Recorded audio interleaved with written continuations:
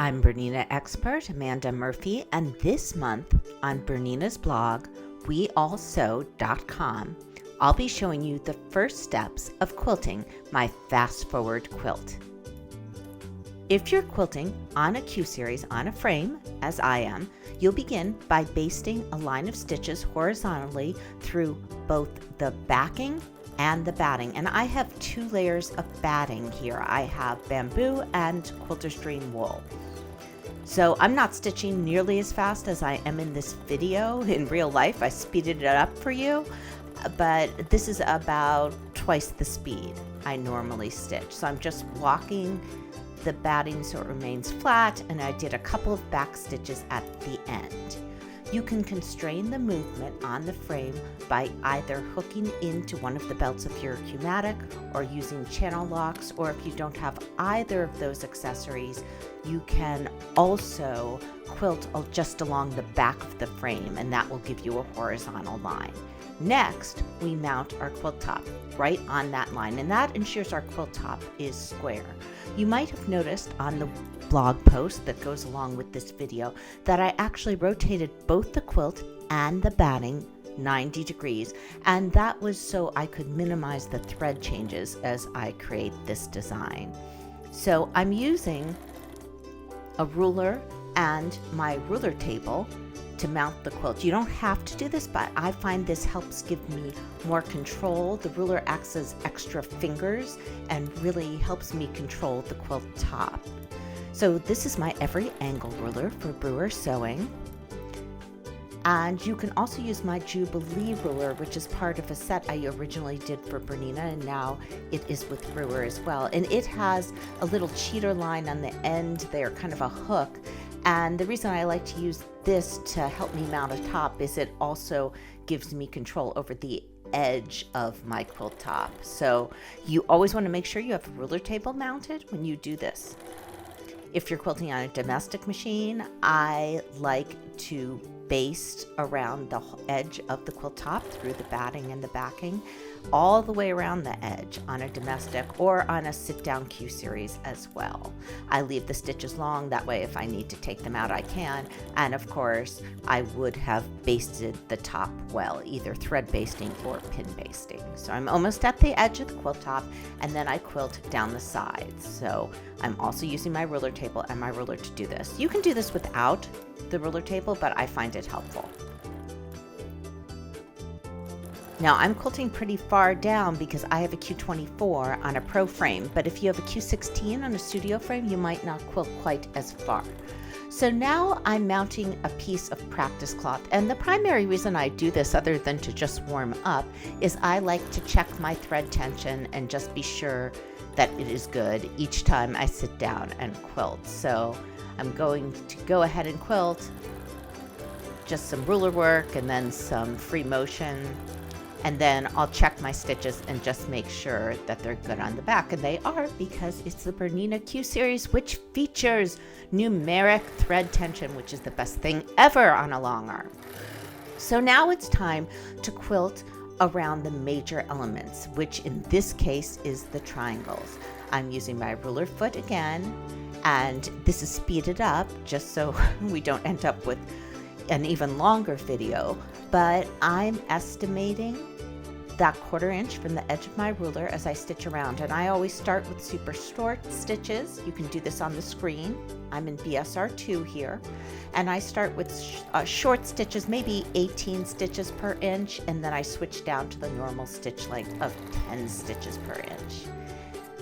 Now, on a long arm, on a frame, you can only quilt what you have access to at the moment. So I can only quilt kind of the edge of the quilt at this point.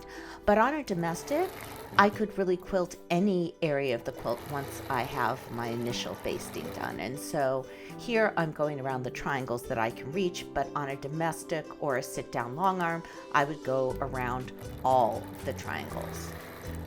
So again, this is speeded up, so you guys don't have to watch everything super slowly. I'm bringing my bobbin thread up, and I'm going to go around yet another triangle just so you guys see.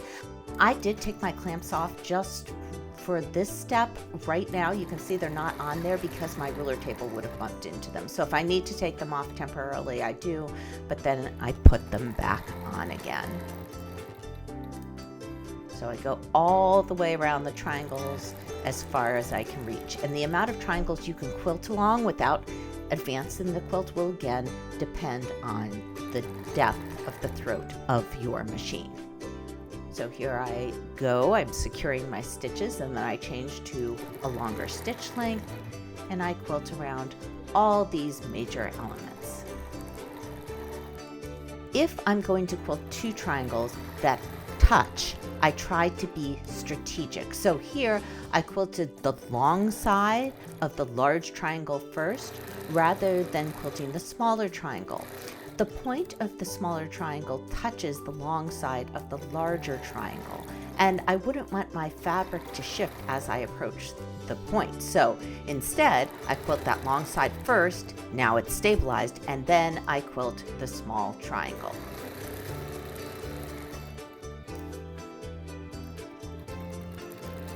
This may seem picky, but it does result in a cleaner finish usually. I've made a lot of mistakes, and I've realized how to avoid a lot of them, not all of them.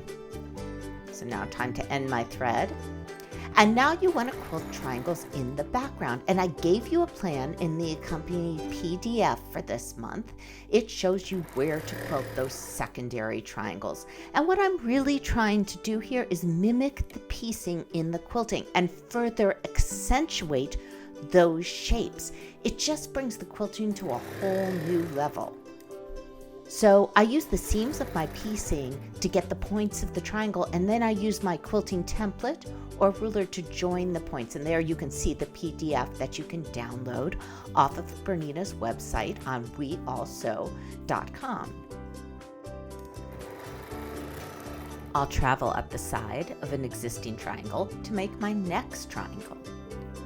One of the things that's nice about using a darker fabric and lighter thread is you can cover up your mistakes. So if I make a mistake and go into an area I don't want to go in, sometimes I'll just go in with a micron pen or a Fabrico fabric pen, something that's acid-free. Don't use a Sharpie, and I will cover up my mistake. As you work down the quilt and approach the zigzag area, you'll also be echoing that zigzag line with your quilting. So I'm using my quilting template, my every angle quilting template, and you can see my measuring gauge. I'm using that to estimate the 1/4 inch from the edge of the ruler to the point that I'm trying to hit, and that gives me a nice clean finish. Now, as I work down this line, I'm using the lines on the template itself to make sure that my echoed line is 2 inches away from the seam. I'm not going to be able to quilt this entire line on the frame all at one time. I'm going to have to stop and wait until I advance the quilt, and we won't even finish that line until next month. If you're on a domestic machine, you can quilt that whole line all the way down the quilt. Next, we'll quilt the interior of the large triangles. You may have noticed I quilted echo lines in these as well, and your PDF outlines how to do that. And then once I've used my quilting template to quilt these lines, I am going to fill them with free motion. In your handout, I've given you 4 different designs you can quilt in these triangles.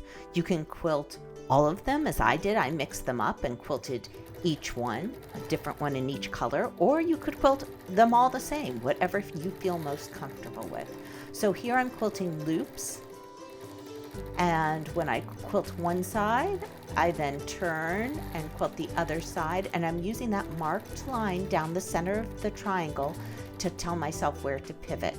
I do use my ruler foot for a lot of my free motion, simply because I'm too lazy to switch out the foot, and I like to use the ruler foot to travel from area to area as I just did. So now I'm quilting little partial loops, and then I'm going to quilt loops all the way down the wide channel. The texture in this channel is going to look so nice next to the unquilted narrow channels. It doesn't matter if you make a mistake, you'll never see it from a distance. What you're doing with quilting, as opposed to piecing, is you're creating texture. So you have to get in a whole new headspace about it and not worry about little wobbles and little mistakes. You're never going to see them.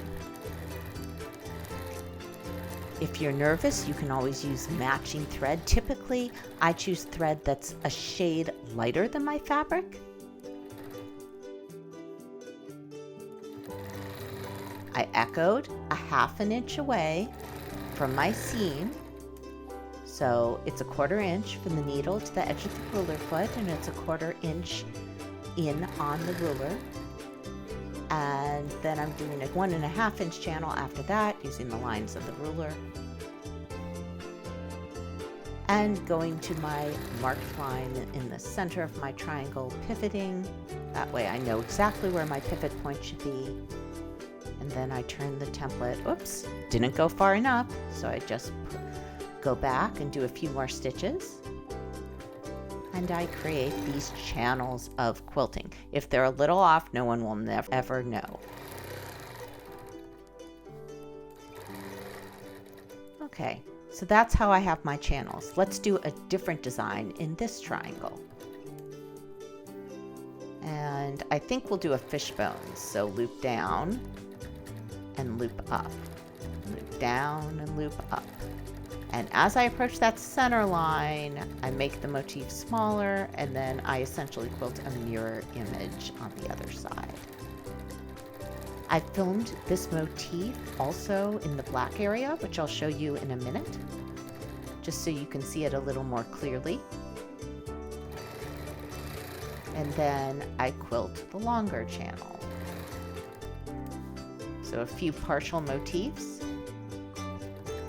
And then loop, loop down and loop up, and loop down and loop up. Try not to let your motif tilt.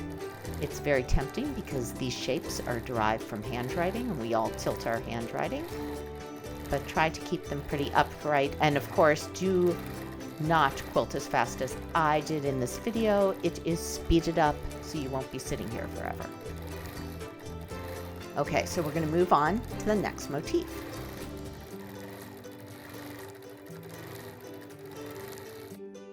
You can see a little better in this gray fabric, so I'm going to quilt swirls. So I swirl in almost all the way around, then I swirl out. In and out. And then I switch directions. So with each swirl, I switch directions. It's time to travel to the other channel, so of course I use my ruler. And I chose the 72 foot here because the batting's so thick. Again, I have 2 layers of batting. I used wool on top of Quilter's Dream Bamboo, and that's a pretty thick batting. So I like the 72 foot because it allows me to raise and lower the foot. So as I approach the corner, I may not be able to get in a full motif. So then I just quilt a little swirl at the bottom just to fill the space. And then it's time to continue on my way. These type of things you'll never notice. You just notice the type of line. So as long as you don't have a straight line in this area, you are good. And that's swirls. And last, we have ribbon candy. This is the one that people sometimes get confused about, but it's really a pretty simple shape. It's actually half a circle diagonal down, half a circle diagonal up, half a circle diagonal down. People ask me all the time if I can make a ribbon candy for ruler for a very small motif like this, but I'm afraid the geometry is not possible. It just doesn't work. But we will be using those ribbon candy rulers or templates later on in the quilt in the zigzag area. So now quilt the top, some partial motifs, and then when we get going. So a half a circle down, a half a circle up, connecting our ribbon candy. If ribbon candy intimidates you, don't use it. Just use loops or fish bones. It all looks great because, again, it's all about contrast. Now, I needed to roll the quilt a little bit to access the bottom portion of this quilting area. And then when I get to the bottom, I essentially try to quilt a mirror image of whatever I've quilted so far. And I fill the rest of the channel. Quilting on a diagonal takes a little more getting used to than quilting side to side or top to bottom on a frame, so have patience with yourself and definitely use a practice sandwich. Just try to mount some extra fabric once in a while and practice. Okay, so now I'm doing the small triangles. You can see very clearly the delineation of the ruler work here. Again, if you make a mistake, you can just cover it with a fabric pen or a micron pen. And I'm going to do some loops. And here, when I get to the top, at the center of that triangle, I just try to do a mirror image of my quilting. And my quilting is not perfect, and I really don't need it to be. In fact, it will be worth more in a few hundred years if it's not, if a computer didn't do it. So don't discount your own quilting. Time to end. I did some tiny stitches to secure, and now I'm clipping my threads. Okay. So here's the fishbone, just so you can see it a little more clearly at the corner. I try to get a loop right in that corner, and then I continue on. And a partial motif there at the end. And finally we have swirls. Just so you guys can see, this time I did a better corner, didn't I? I left more space so I could get almost a full motif. Sometimes it works and sometimes it doesn't, but when you stand back from the quilt, you'll never notice. A little partial motif to fill in that space at the end, and we're done. And then we have ribbon candy, so you can see the corner here. I approach that corner and then I try to do a mirror image. Usually my mirror image when I'm doing ribbon candy is not perfect, but I don't worry about it. It looks good enough. And that's it. Now, at the very bottom, you will be quilting along the seam, kind of a hairline in towards your background fabric along that zigzag. But remember, you're not going to be able to quilt this entire line unless you're on a sit down, either a domestic or a Q series sit down. On a frame, you can just quilt part of this line. We do not want to roll the quilt this month so that the zigzag motif goes under the bars, because we won't be able to get back at that space later. So we're just going to be quilting just a little bit. The last thing I wanted to show you this month was how to baste the unquilted areas. So as we work down the quilt, the background is left unquilted for the time being. But if we left it completely unquilted, you get fabric folding on the bars, and that's a real pain. So instead, we're going to baste this area. And you can see I'm doing it with contrasting thread, so it will be easy to get out later. And I'm doing it with a setting of 1 stitch per inch. I just want big chunky stitching that I can take out later.